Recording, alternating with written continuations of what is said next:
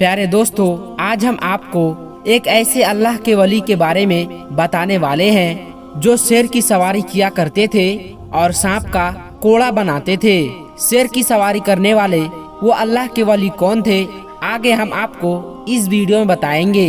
लेकिन वीडियो में आगे बढ़ने से पहले अगर आपने अब तक इस वीडियो को लाइक नहीं किया है तो अभी लाइक कर ले, और अगर आपने हमारे चैनल को सब्सक्राइब नहीं किया है तो अभी सब्सक्राइब कर ले, और आइंदा आने वाली ऐसी ही दिलचस्प और मालूमाती वीडियोस की नोटिफिकेशन के लिए बेल आइकन पर क्लिक करना ना भूले।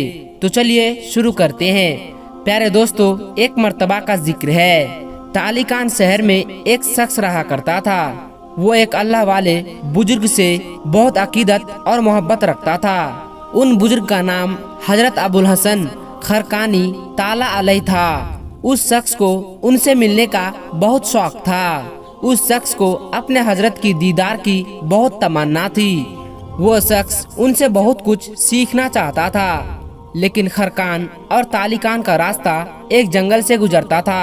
इस जंगल में बहुत से जंगली जानवर और खतरनाक जानवर रहा करते थे, और उसे वहाँ से गुजरते हुए डाकुओं का भी बहुत डर था। ये डर उसे हमेशा खरकान जाने से रोक देता था, क्योंकि ये सफर बहुत डरावना और मुश्किल था। लेकिन एक दिन उस शख्स को अल्लाह के उस वली से मिलने की बहुत तड़प हुई, लिहाजा उसने वहाँ जाने का फैसला कर लिया। उन बुजुर्ग से मिलने के शौक में उसे सब्र ना हुआ और उसने सफर के लिए अपना सारा सामान बांधना शुरू कर दिया। इसके बाद वो खरकान के लिए निकल गया।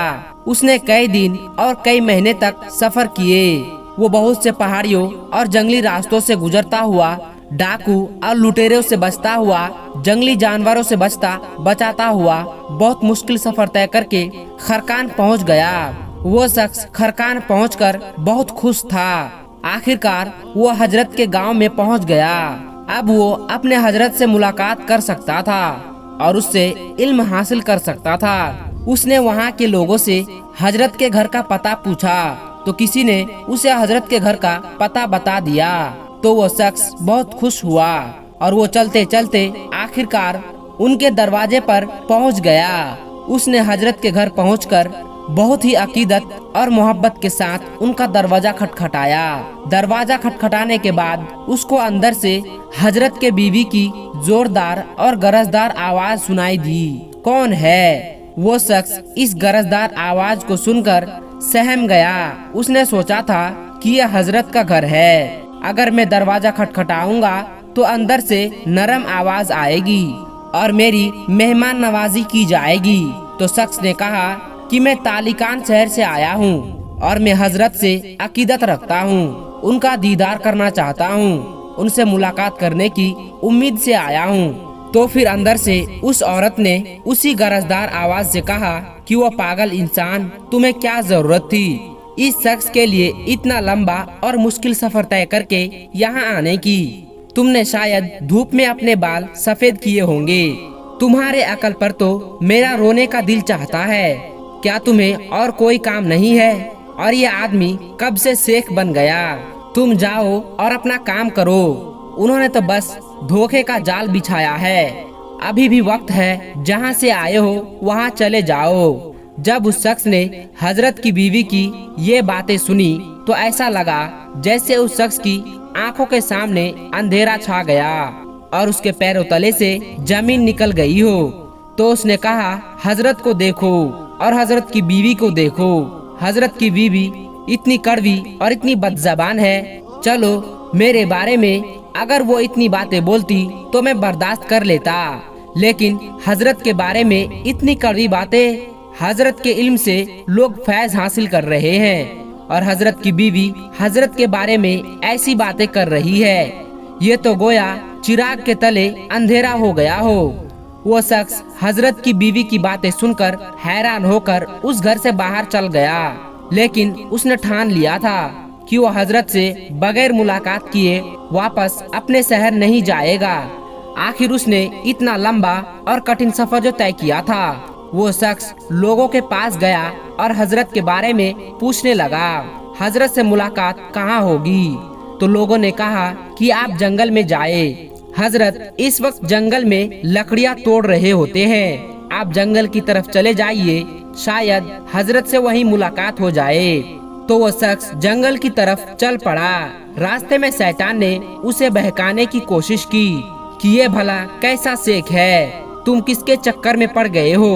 अगर ये वाकई शेख होता तो इसकी बीवी अच्छी होती, ये अपनी बीवी की तरबियत करता। शैतान उसके दिल में बहुत से वसवसे डाल रहा था ताकि वो शख्स अपने शेख से बदगुमान हो जाए, लेकिन वो शख्स बहुत ही ज्यादा अकीदतमंद था।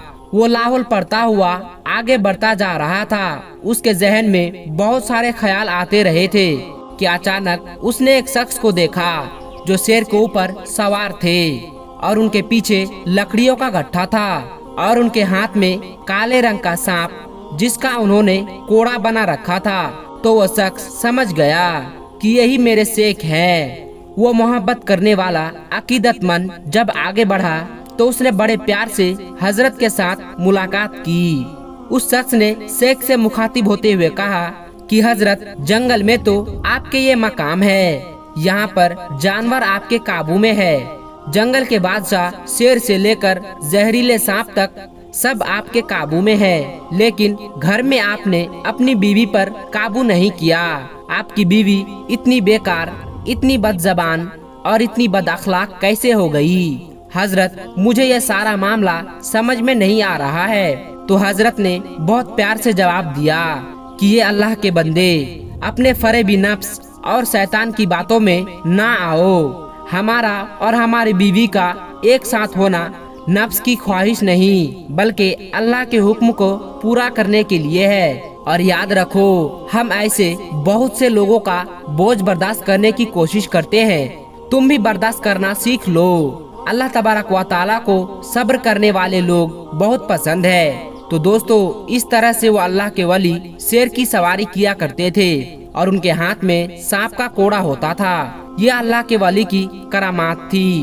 और दोस्तों, हमें हर मुश्किल में, मुसीबत में सब्र करना चाहिए, क्योंकि अल्लाह तबारक व तआला सब्र करने वालों को पसंद फरमाता है और उन्हें सब्र का बेहतर अज्र भी अता करता है। उनके मकाम के दर्जात को अल्लाह ताला बुलंद फरमाता है। बेशक इस किस्से में तमाम इंसानों और मुसलमानों के लिए बहुत बड़ा सबक है। आज हम और आप छोटी छोटी बातों पर बेसब्रे हो जाते हैं। कभी कोई जवान बेटा अपने बूढ़े बाप से उलझने लगता है और कोई अपनी बूढ़ी माँ को झिड़कियाँ देता है, तो कोई अपने ही बड़े भाई बहनों से मारपीट करने तक आमादा हो जाता है। सर में मामूली दर्द हो तो सब्र नहीं होता, कारोबार ठंडा हो तो सब्र नहीं होता, किसी तरह की परेशानी, मुसीबत, बलाएं आए तो हम सब्र नहीं कर पाते। याद रखें, ये सारे हालात, सारे मामलात अल्लाह की तरफ से है। अगर हम सब्र करेंगे तो अल्लाह ताला जरूर हमारी मदद फरमाएगा। अल्लाह तबारक व तआला इन मुश्किलात को दूर भी करेगा और इस सब्र के बदले में अल्लाह ताला हमारे दर्जात को आखिरत में बुलंद फरमाएगा। आखिर में अल्लाह तबारक व तआला से दुआ है कि अल्लाह ताला हम सबको बेसब्री और नाशुक्री से बचने की तौफीक अता फरमाए।